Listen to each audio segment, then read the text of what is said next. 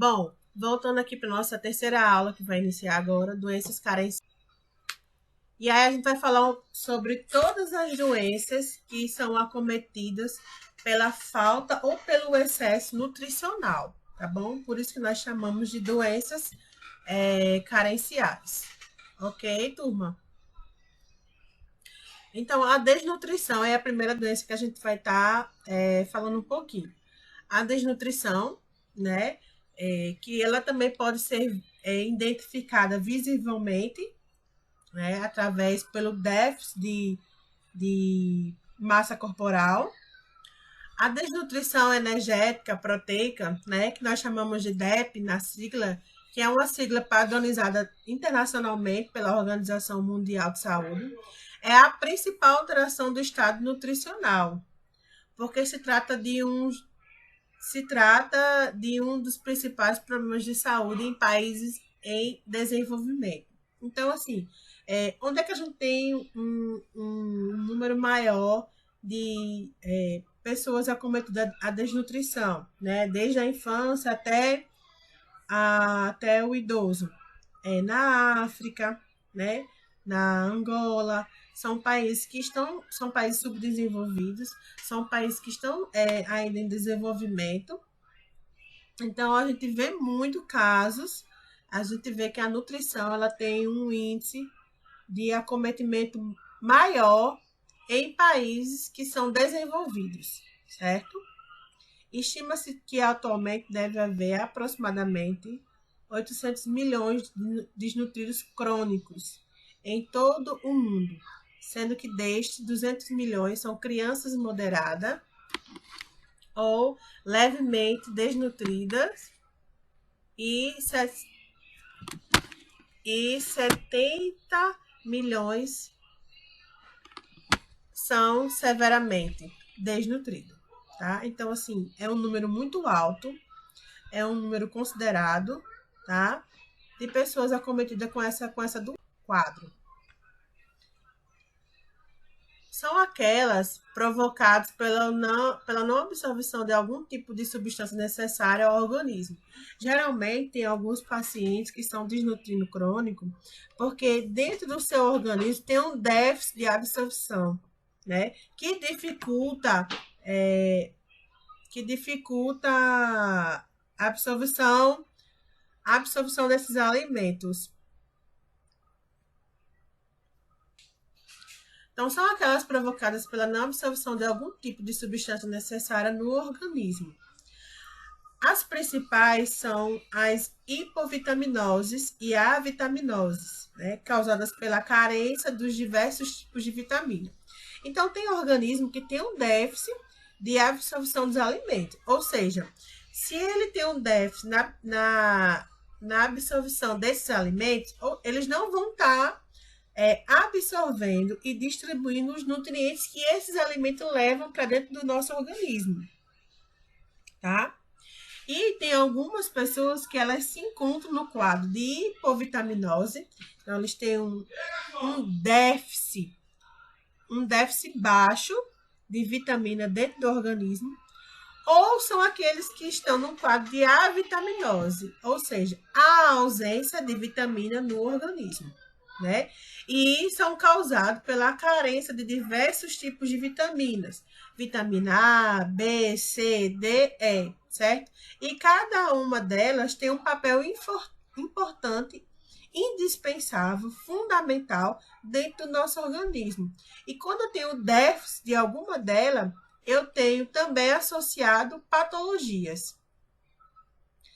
Vitaminas são substâncias orgânicas simples que regulam diversas funções vitais no organismo. Podem ser classificadas em hidrossolúveis, certo? Hidrossolúveis são solúveis em água, e lipossolúveis, solúveis em lipídios, certo? Então, as hidrossolúveis são vitaminas que são provenientes de água. Olha aí. Quando eu tenho um déficit das vitaminas que são hidrossolúveis, que são provenientes de água, eu posso ter um déficit na minha função renal, tá? E aí, quando eu tenho as vitaminas lipossolúveis, né, que são vitaminas 2, que são provenientes de lipídios. Eu tenho um déficit em quê? Em gordura, em energia dentro do meu organismo. Então, a deficiência na vitamina A. Em diversos momentos da vida, a necessidade de ferro pode ser mais elevada do que conseguimos ingerir ou absorver. As vitaminas são nutrientes importantes para o funcionamento do organismo. Protegem de contra diversas doenças. Então, a vitamina A ela é rica em ferro. Então, eu preciso também saber ingerir essa vitamina, porque associado com outros alimentos ou até com medicação, eu inativo essa vitamina, tá? E aí, eu estou mostrando para vocês que os alimentos ricos em vitamina A são encontrados no bife de fígado, ovo de galinha, manga, cenoura, tomate e entre outros alimentos, tá bom, gente?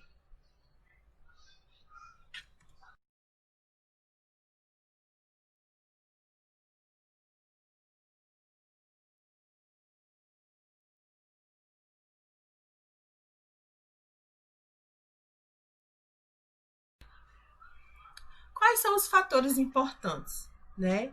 Geralmente são as crianças são mais afetadas. Então, as crianças que têm um déficit maior com a ausência dessa vitamina. A faixa etária é de menos de 5 anos, principalmente aquelas que estão no período de amamentação, olha aí, e que não recebem exclusiva até os 6 meses.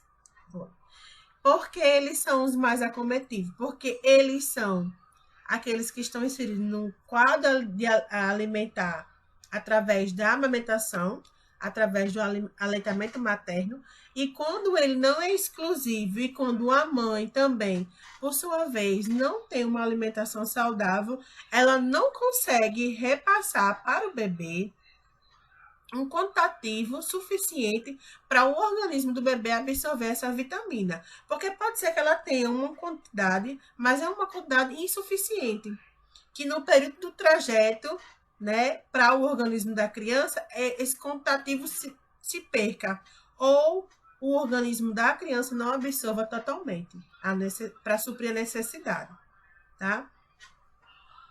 Após os 6 meses de vida, os bebês eles estão menos suscetíveis e de forma adequada é inserido alimentos em suas dietas, tá? Aí sim, aí quando após os 6 meses é inserida uma alimentação e a mãe seguindo aquela alimentação traçada pelo pediatra, ela vai estar incluindo todos os nutrientes necessários para o desenvolvimento dessa criança. A deficiência em ferro. O alimento químico ferro, simbolizado por Fe, o F maiúsculo e o E minúsculo, esse simbolizado é através da tabela periódica química, tá? É um dos alimentos na história mais rica dentre todos os da tabela periódica dos alimentos. A carência do elemento químico ferro pode causar no organismo humano, além da popular anemia, também anorexia, sensibilidades ósseas a temperaturas baixas, irritabilidade e problemas de crescimento. Então, aquela criança, aquele bebê que vai para o pediatra, leva os exames e o pediatra sempre encontra a hemoglobina é,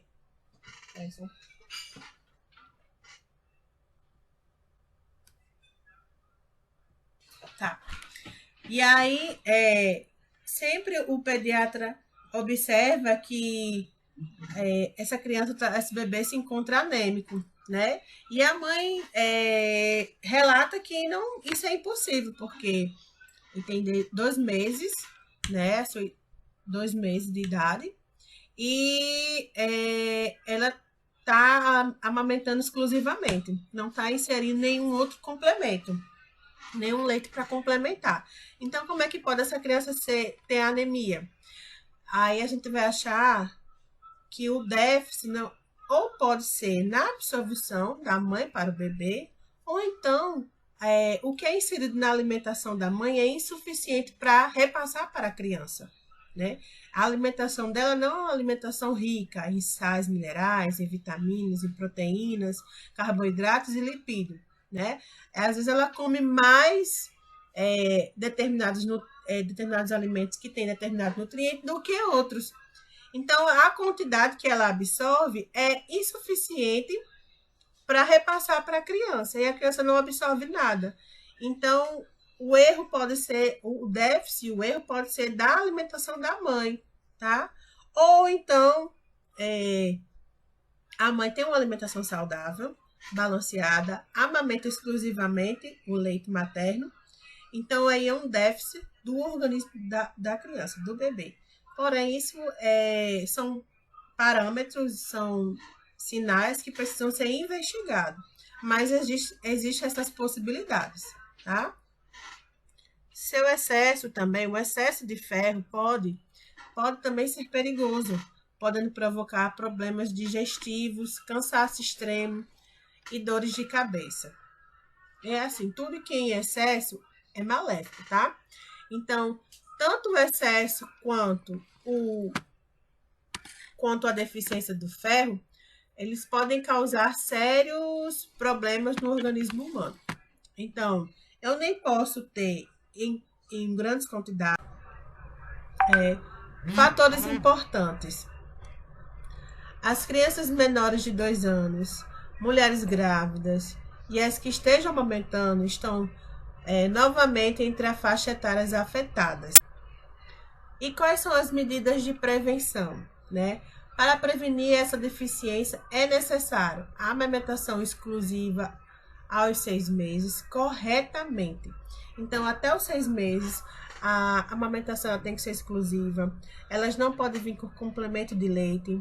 Elas não podem vir inserida água, tá? Porque no leite tem tudo. O leite ele vai alimentar a criança, ele vai nutrir a criança e ele vai hidratar a criança. E essa história de que eu tenho leite pouco, ou o meu leite ele não tem substância, ou o meu leite é leite fraco, isso não existe, tá? O que acontece é a alimentação da mãe que não está de acordo ou adequada para nutrir a criança, ok? A ingestão de alimentos ricos em ferro, juntamente com os alimentos ricos em vitamina C, para melhor absorção são alimentos ricos em vitamina C. O topo 10, né? Que a gente costuma orientar mais. A laranja, a goiaba, o mamão. E aí a gente tem os vegetais verdes, certo?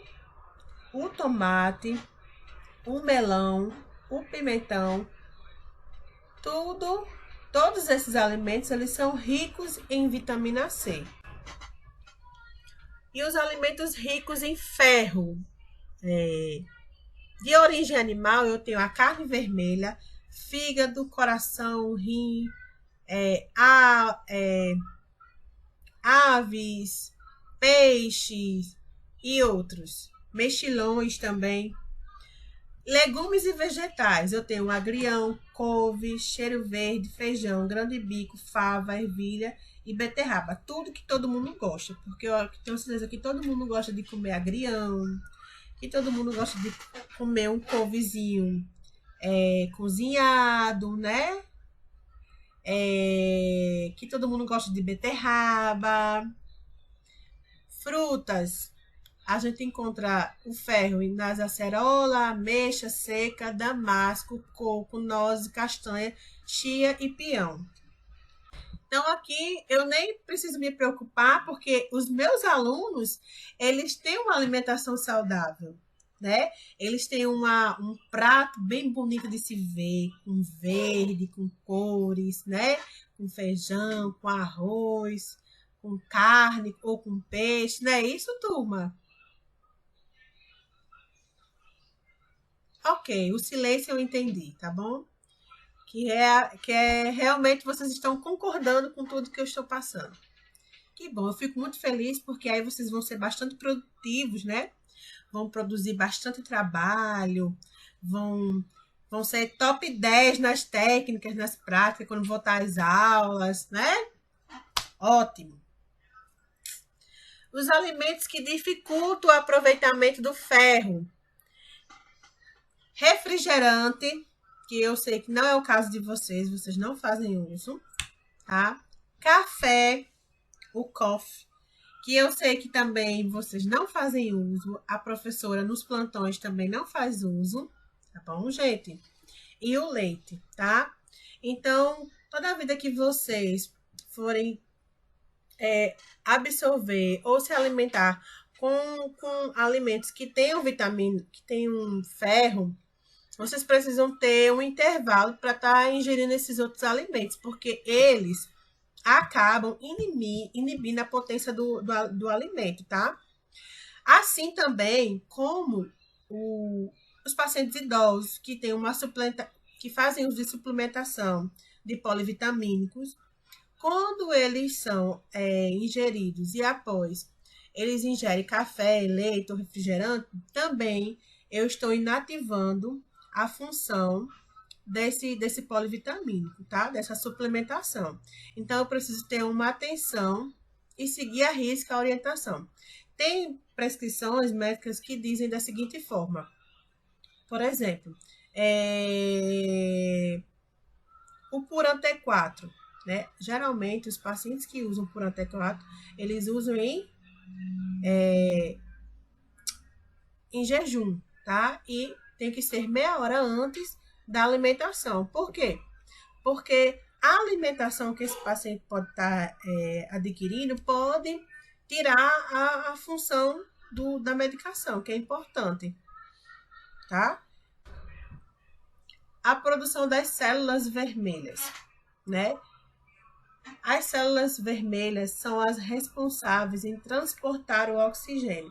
Como vocês ainda não tiveram anatomia, então eu entendo que vocês têm um déficit de entender quando eu falo em resposta imunológica, sistema nervoso central, sistema cardiovascular, sistema urinário. Então, mesmo com esse déficit, né, no ensino ainda devido à pandemia, sejam curiosos. Não se limitam a apenas ter um professor com slide para passar para vocês, né? Vão em busca do conhecimento, porque o conhecimento é a única coisa que a gente não perde, né? O ser humano ele pode perder tudo, mas o conhecimento ele não perde, tá? Então, procure entender como funciona o sistema imunológico.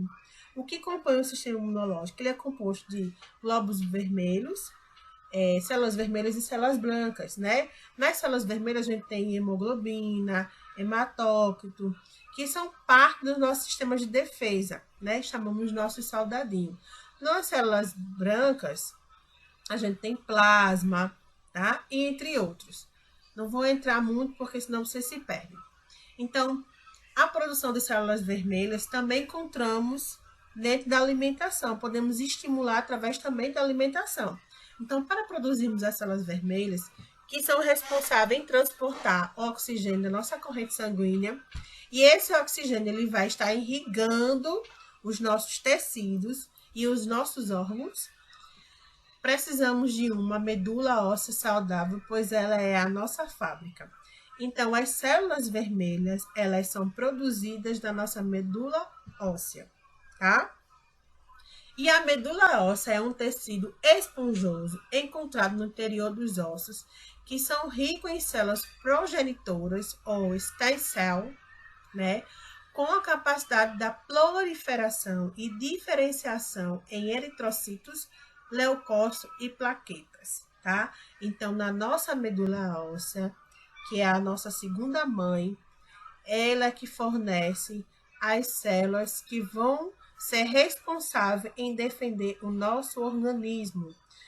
No momento que essa medula ela é lesionada, esse paciente tem um déficit de produção dessas células, tá? Ele tem grandes problemas.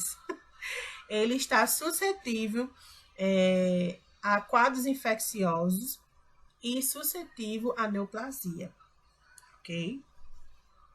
Então, tem tratamentos neoplásicos, que, como por exemplo, leucemia, entre outros, que a última solução é fazer o transplante de medula óssea. É trocar a mãe produtora de células para regenerar a produção de células saudáveis no organismo do paciente. Ok, gente? Então, os nutrientes necessários, né? Para que esse processo aconteça, é preciso de proteínas, um hormônio da tireoide e um hormônio da tireoide, que eu repeti no slide.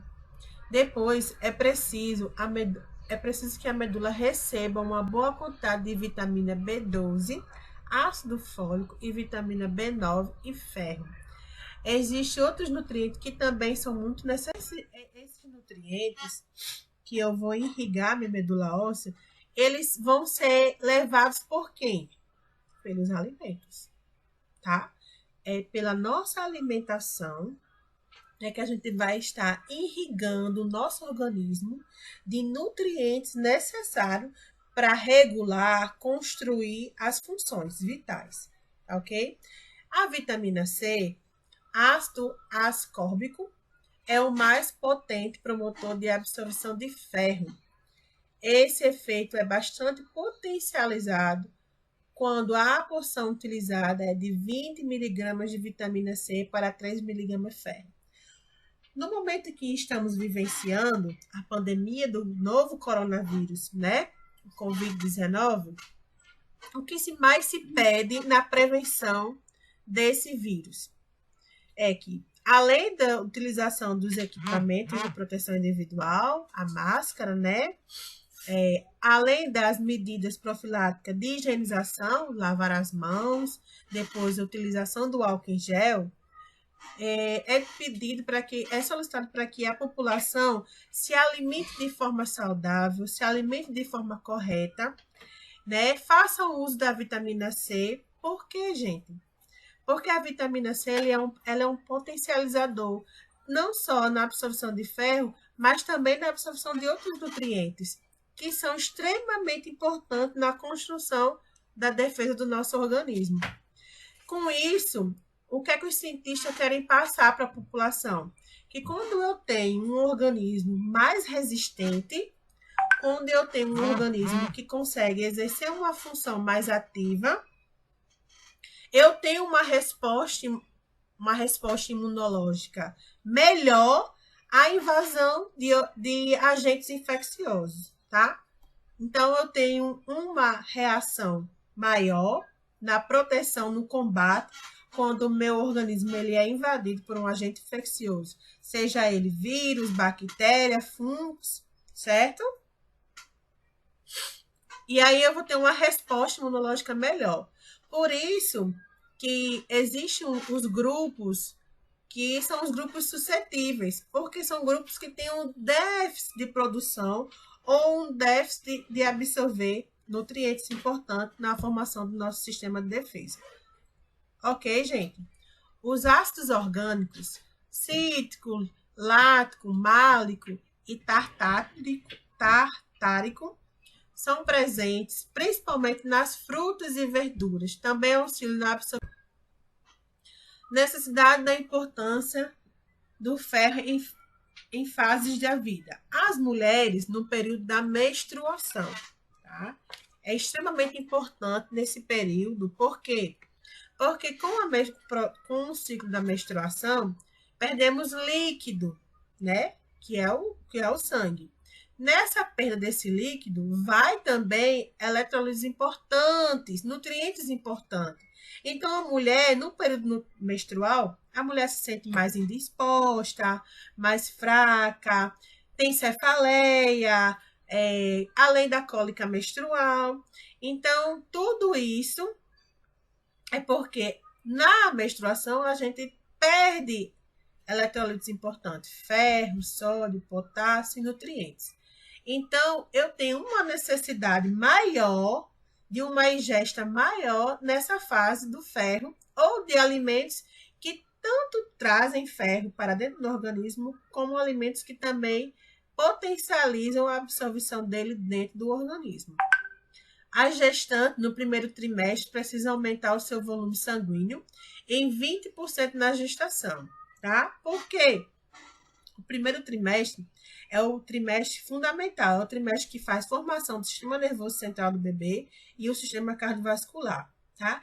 Então, eu preciso que esse volume sanguíneo seja maior, porque lembra que eu disse que as células vermelhas, né, elas são portadoras de quem elas carregam? Oxigênio. Então, eu preciso oxigenar esse bebê cada vez mais, irrigar esse bebê, para que eu também leve nutrientes, oxigênio, glicose importante na construção desse sistema, no período gestacional.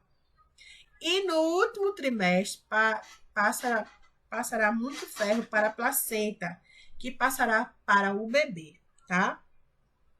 Na fase do intenso crescimento adolescente, entre crianças de 2 meses a 2 anos de idade, tá?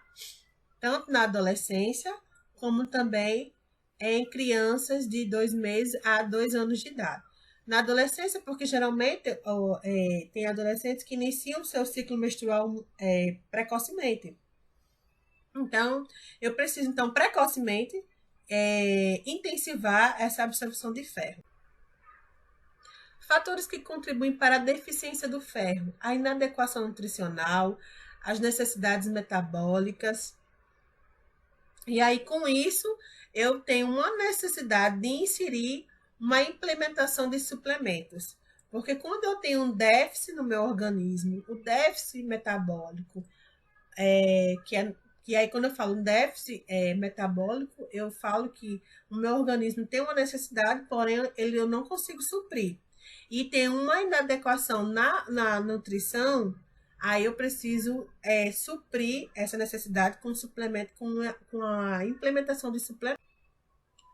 E aí os fatores que prejudicam o cálcio, a presença de cálcio na mesma refeição do ferro reduz a sua absorção, tá?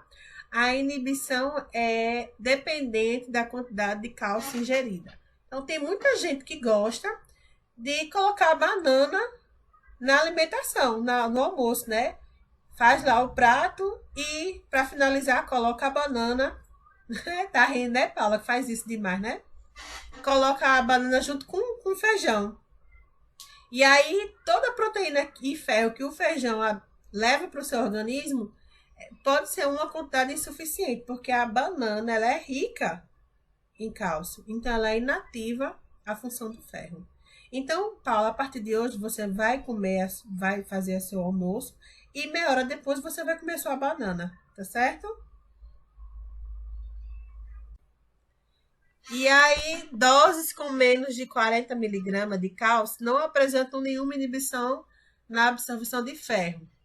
A inibição máxima de absorção de ferro ocorre quando a quantidade de cálcio ingerida está em torno de 300 miligramas na refeição. Numa refeição vegana rica em folhas verdes, seria necessário ingerir 6 folhas de couve, uma das folhas mais ricas em cálcio, para chegar nessa quantidade, né? Então, assim, se eu colocar 3 folhas de couve, eu não vou estar inibindo a absorção do ferro, porque eu preciso de 3 folhas a mais para que isso aconteça, tá? Então, até 40 miligramas, né, de cálcio associado ao ferro, eu não vou inativar a função dos dois, tá? Os dois vão ter suas funções preservadas. Acima disso, eu vou inativar a função do ferro. Para quem utiliza laticínios, essas quantidades é muito mais facilmente atingida, já que em 50 gramas de alguns queijos encontramos quase essa quantidade. Então, anemia. A anemia é definida pela Organização Mundial de Saúde, a OMS, como uma condição na qual o conteúdo de hemoglobina no sangue está abaixo do normal como resultado da carência de um ou mais nutrientes essenciais, seja qual for a causa dessa deficiência. crianças, gestantes, lactantes, mulheres que estão amamentando, meninas adolescentes e mulheres adultas em fase de reprodução são os grupos mais afetados pela doença. Muito embora homens, adolescentes e adultos e os idosos também possam ser afetados por elas. Então, aqui eu abordei para vocês o conceito que é determinado pela OMS, né?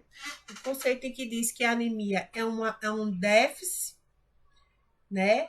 É um déficit de hemoglobina no sangue.